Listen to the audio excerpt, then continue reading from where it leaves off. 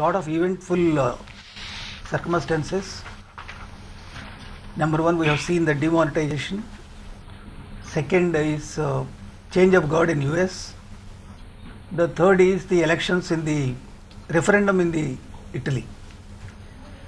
So these events have brought some volatility and some turbulence. So commodity prices, huge volatility we have seen in the quarter. Iron ore prices have gone up. The zinc prices have gone up. Coal prices went up. And at the same time, there is also correction in the coking coal prices. So this is the volatility which we have seen as regards to overall situation in the quarter. In India, in the first 9 months of the financial year, the crude steel production went up. Finished steel production went up by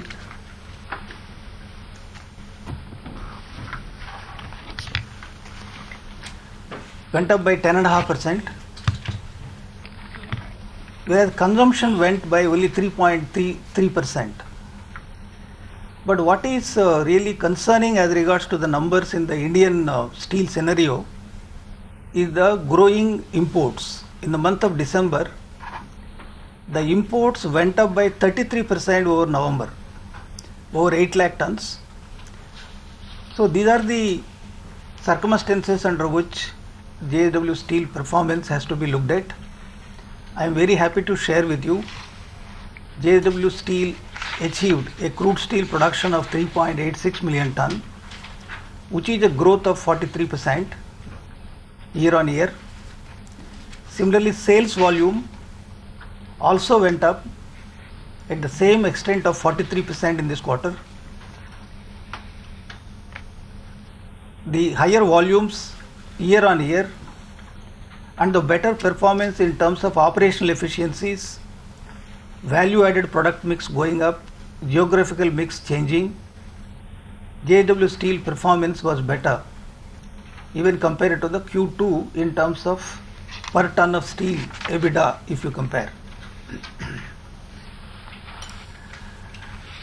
The operating EBITDA of the company on a standalone basis for the quarter was 2,808 crores, which is 21% EBITDA margin, as against 14% compared to the corresponding quarter of last year. So there is a 7% improvement as regards to EBITDA margin on year. But it is also essential to see quarter on quarter, sequentially, the EBITDA margin fell from 22.2% to 21%. The net profit on a standalone basis is 819 crores, and our subsidiaries in India have done quite well. JSW Coated, Salav unit is operating at full capacity, and other Indian subsidiaries have done well. As regards to overseas subsidiaries, the US plate and pipe mill, there was some correction in the plate and pipe prices in the US. That's why there was a negative EBITDA of $4.5 million in the quarter from the overseas subsidiaries. Considering the performance of both Indian and overseas subsidiaries, the operating EBITDA on a consolidated basis was 2,867 crores, which is a growth of 193% year on year. The profit after tax is 730 crores on a consolidated basis.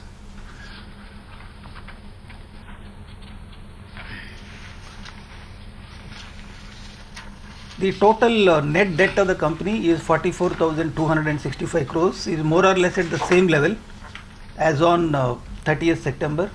But all the ratios have improved. The debt to equity has come down to 2.11. Debt to EBITDA has come down to 4.02.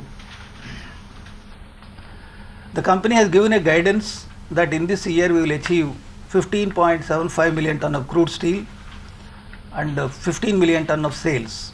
If we see the performance of the company for the first 9 months, we have achieved 74.3% in terms of production and 72.1% in terms of sales.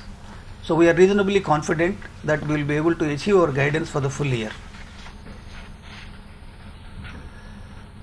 So this is briefly about the performance of the company for the quarter. If any questions are there, we will clarify. So your top line breakup in terms of domestic exports and within domestic retail. Our export sales are 21% of the total sales. So if you compare with year on year, it was 12% last year. So this year it is 21%. Find us on Facebook at facebook.com/etnow and don't forget to click the like button. You can also follow us on Twitter at etnowlive. To stay updated with all our programming, hit the subscribe button on our YouTube channel by logging on to youtube.com/user/etnow.